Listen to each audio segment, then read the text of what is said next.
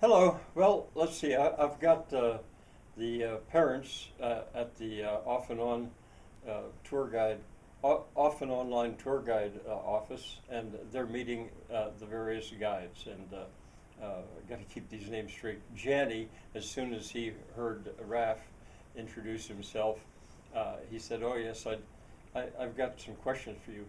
Well, the introductions were a little bit longer than that. I mean, Raf explained that his real name was Raphael Santi, but everyone just always just called him Raf. And the other man, Prof, he said, "And my real name is Professor Burris, but again, people just call me Prof. Uh, and we'll be glad to help you."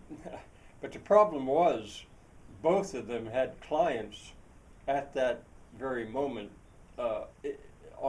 online with them. They were at their computers, and Raf explained that he had a client that had decided.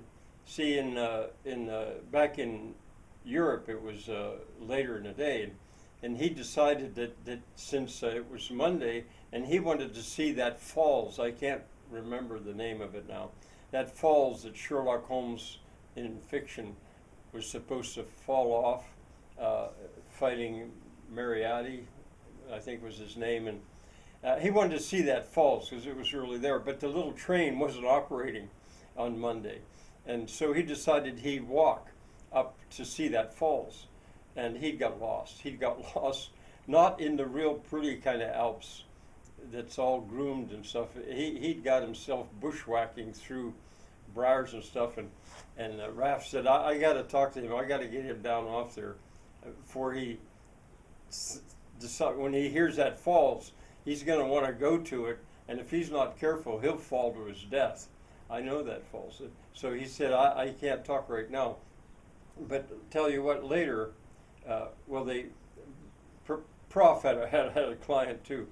I'll tell you about him. His client, in a similar way, was in Portugal, and he decided it was Monday, and he decided that he'd go off the beaten track and go up and see that huge aqueduct that feeds or used to solely feed the city of Lisbon. And he'd got up there and he'd seen it and all that, and then he walked down studying it from underneath and decided he'd just walk back to the city, and he'd end up getting himself so lost, and he didn't speak Portuguese, so he got on his phone, and so they both were busy. But they said, if you want, what we recommend that you do is go down and enjoy the park, the Erstrink Park. Go down and enjoy that for a while. You will. And this was Burrs speaking now, Prof. You'll enjoy it, and there's lots to see. And you'll go there automatically from where we are, and then walk around the town, walk around the triangle. Let's take a look at the houses, and by that time you're going to have so many questions for us. What we can do is we'll meet you at about 11 o'clock. Make it 11 o'clock, sure. Raf, why don't you meet Janny at the post, and I'll meet you, like Scott. I'll meet you at that restaurant, bank on it. They're not very far apart, and there we can have some time to talk. And you ladies, if you don't mind, we'll help you too if you want. So that was arranged, and they said okay. Well, out they went, and right there was parked the huge, well, not huge, actually it was just normal for back in the day, that train that they'd heard and seen from their porch on the hotel, the Lucerne, coming up through Sadler Valley.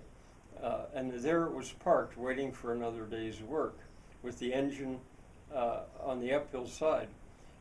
And there was already some steam coming out of the engine, and but they crossed the track behind it a little bit, where they it was parked in such a way they get across the track, and something Janny noticed right away was this whole set of steps, concrete steps, that didn't seem to have any good reason for being there. They were just planted there, like right next to the track, and he looked at that, and just like that, with his engineering mind, he knew what that was.